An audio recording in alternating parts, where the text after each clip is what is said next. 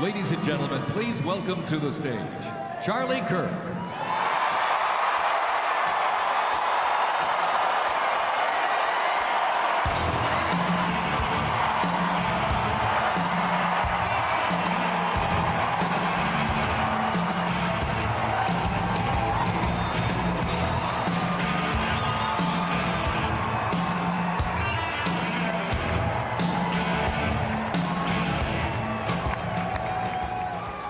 We did it, everybody.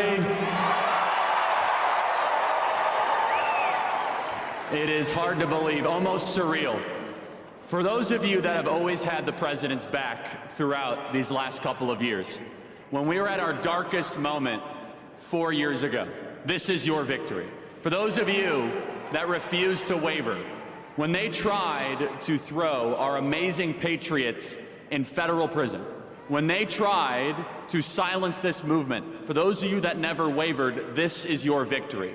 For those of you that are sick and tired of seeing your beloved home be overrun by hordes of illegals, this is your victory. And no longer is this just a rally about what we say we're going to do when President Trump takes office. Now I can say what he's doing right now as we are here in this arena. As we are here right now, President Donald Trump is signing executive order after executive order, 200 executive actions and orders today, some of which include drill baby drill, curb inflation, national emergency on the southern border, and my favorite, that God created man and woman. There are no other genders besides that.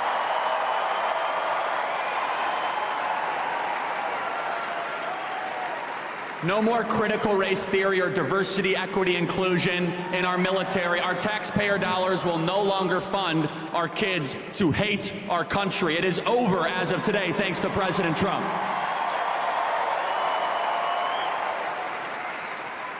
And what you saw from President Trump today, which, by the way, I believe was the best inaugural address in American history. And the reason why it was the best, it was not platitudes or abstractions or empty promises. It wasn't about stuff that the DC regime wants to hear. While they were all sitting behind him, he basically said, the people in this room have been robbing you, the American people.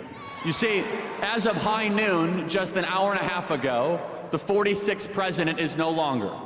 And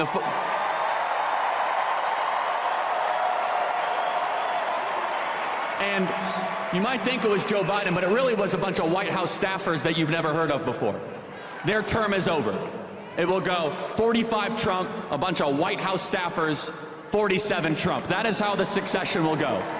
And what we have seen these last couple of years was the intentional destruction and obliteration of our homeland. And in just one day, we're going to understand a very simple truth, that decline is a choice. That when your country is failing, it's because our leaders have decided to allow it to fail.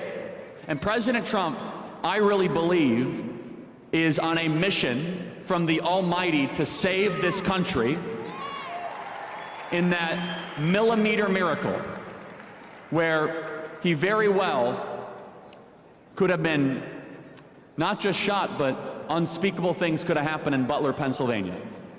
And the reason that they wanted to take out Donald Trump so bad, 700 years in federal prison, every possible way imaginable, is because he brings you guys into the room, is because he brings you into the negotiation. You see, this was supposed to be a managed decline of the United States of America. And just understand what you are living through. You're living through a new American renaissance. And honestly, there were a lot of people that said there's no way they'll allow Donald Trump to be president again. They're gonna steal it. They're going to use the machines, and I understand all that. They're going to try to take him out, but never underestimate the will of the American people and the sovereignty of God towards righteous and good purposes. Donald Trump is evidence that God is not done with the United States of America, that our best days are ahead of us.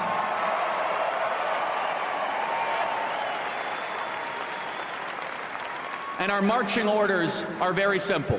Right now, The southern border is being secured and it is being militarized. There are no more illegal entries allowed in the United States of America right now. It is right now. Right now, the invasion is over. It is over.